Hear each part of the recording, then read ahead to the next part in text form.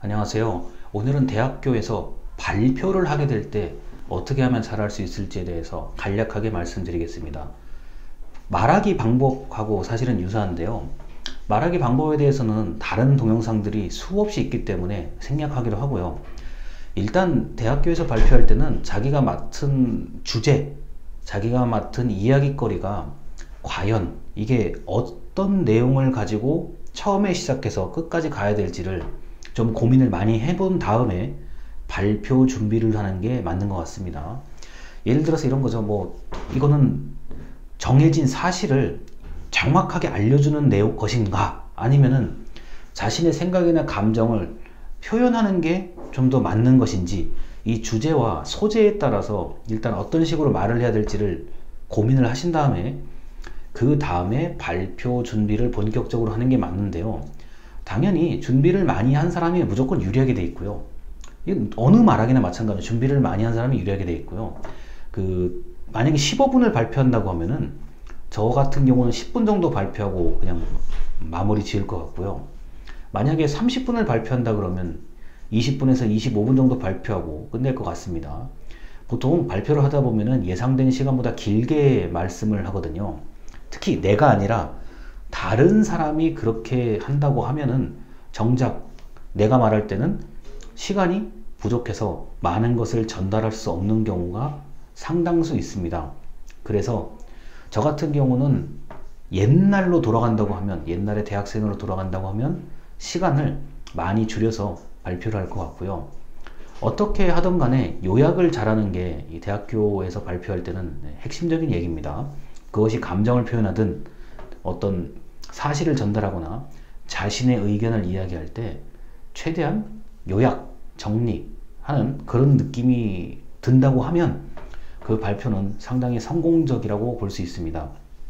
왜냐면은 요약하지 않고 얘기를 하다 보면은 이게 3000% 빠진다는 얘기를 들어보셨죠? 그런 일이 발생하기도 하고요. 같은 얘기를 반복하거나 또는 원래 해야 되는 이야기인데 잊어버리는 경우들이 생겨요. 그래서 요약한 것. 만약에 내가 꼭 나는 좀 대본처럼 외워서 발표를 해야 되겠다는 사람이 있는 반면에 그게 아니라 나는 자연스럽게 어떤 특별한 것을 보지 않고 말하는 분들도 계시거든요. 자기의 말하기 특성도 한번 좀 고려를 해야 되는데 준비를 많이 하면 유리하다는 거는 더 설명할 게 없고요. 일단 이게 15분짜리 발표면 한 13분에서 10분 정도 이야기를 해야 될 것 같고, 이것은 사실을 전달해야 된다. 사실을 전달해야 된다 그러면 어떤 것을 보여주는 게 굉장히 유용하죠. 표나 그래프 같은 것을 보여주면 상당히 깔끔한 전달을 할 수가 있고요. 만약에 내가 어떤 의견을 좀 얘기를 해야 된다, 내 주장을 얘기해야 된다고 하면 내 주장을 좀 뒷받침할 수 있는 자료를 풍부하게 보여준다면, 특히 그 자료가 누구나 쉽게 알 수 있는 검색 가능한 자료를 보여준다 그러면 유리합니다. 그리고 이제 느낌, 감정을 이제 설명한다고 하면은 자신의 감정과 가장 유사한 영상이나 사진을 저는 활용할 것 같아요. 또는 요새는 웹툰이 많기 때문에, 그리고 카드뉴스가 많기 때문에 그런 것들을 활용해서 내가 감정을 표현하는 방법도 있지만 자료를 통해서 감정을 표현하는 방법을 한 번쯤 생각해 보시면 좋겠습니다. 근데 이게 우리 대학교 일단 전공 수업이나 교양 수업에서 발표라고 한다면 어느 정도 순서가 있죠. 서론, 본론, 결론이 있듯이, 또는 기승전결이 있듯이 순서가 있기 때문에 그 순서를 머릿속에서 계속 고민을 해볼 필요가 있죠.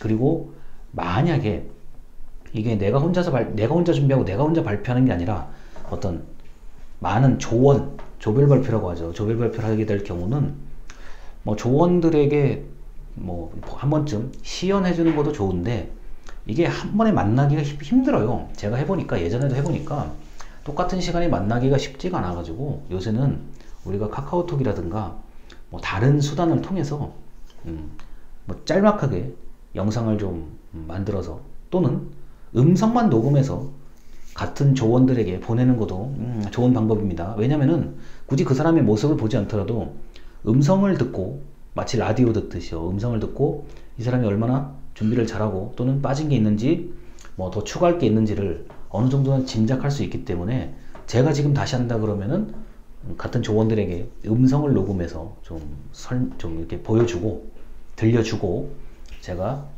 뭐 부족한 게 뭔지를 찾아낼 것 같습니다. 그리고 막상 준비를 많이 해도 그 발표하는 당일 그 현장에서 당황하거나 또는 뭐 교수님이 뭐 갑자기 좀 어려운 질문을 하거나 이러면은 상당히 그 난감한 그런 분들이 계신데, 아는 거를 아는 건 아는 대로 얘기하고 모르는 건 모른다고 얘기하세요. 어차피 이게 지금 뭐 그 취업이라든가 그 발표 때문에 합격과 불합격이 결정되는 그런 게 아니라고 한다면 모르면 모른다고 얘기를 하시는 게 맞는 겁니다. 그리고 모를 만한 질문을 아마 교수님이 물어보질 않으실 거예요.